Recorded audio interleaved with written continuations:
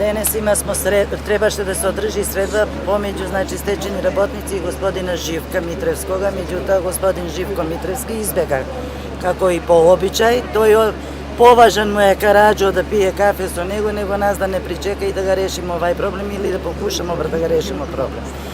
Друго сакам да укажам дека едино изгледаме во Македонија, у свет, само полиција спроведува стечени работници во зграда на синдикатот. Ние сме ипак бивши работници, не сме хулигани, па да се качуе полиција с нас и да не чека пред канцеларија каде се врши средбе и да не спроведуе. Погледнite колко има специјалци позади синдикат. Синдикат ли е, што е, за народот или што е, кого брани и од кога се брани? Не ми е јасно. И еве договоривме средба и покрај све, да не бидемо мити и лоши, договоривме средба, наш предлог закон, да го доставимо до синдикат, за да седнеме, да разговараме, да видимо дали треба корекција да се претрпи измена допуна, за да може синдикат да го предложи на сама влада и на економско-социјален совет.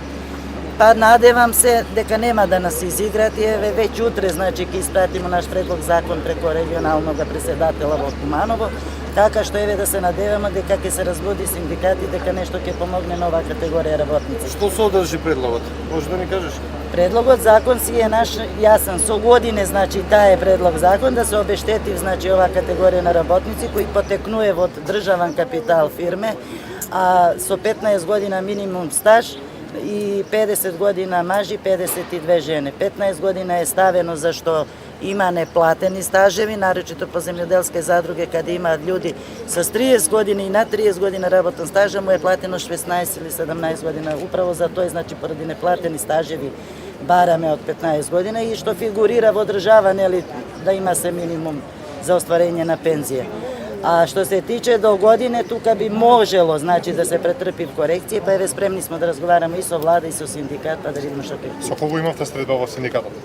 Со секретарот, господин Ангелчо, не нам се ни представи, ама ете така, ние се знаеме. Ви рекоа дека ќе ви помогнат колку законот? Рекоа да испратиме предлог закон и да видиме они да проценив што ќе претрпи, дали треба да претрпи измене допуне и да седнеме да видиме како и што, и рекоа обеќаа дека ќе го ставим на економско-социјален совет, па се потезија на економско-социјален совет и на влада. Колку има обештетено од УНИТ овој закон сега што е моменталниот? Од 2100 члена, замислите само 5. И што е најстрашно, 70 души има во цело Куманово, најголем индустријски град, обештетено. И сега ги терав не само во Куманово, него во сите градови на ниво на Републику се јавljаат стечени работници кои се обештетени со овај закон, да одив, замислите, во Кавадарци, во Гевгелија, да работи во фабрики. Што е смешно и трагично. Човек што више су под претња дека ќе ги намава, дека нема да земају парично надоместо како не иде да работи. И доста нам е, с популистичке мерки на владу, нема ниту една мерка што би значило нешто за оваа категорија работници, затоа су и протести и затоа и еве бараме обештетување да се еден пат реши проблем на сите, да се обештети, сите 6000 и да заврши вај голгота за сви.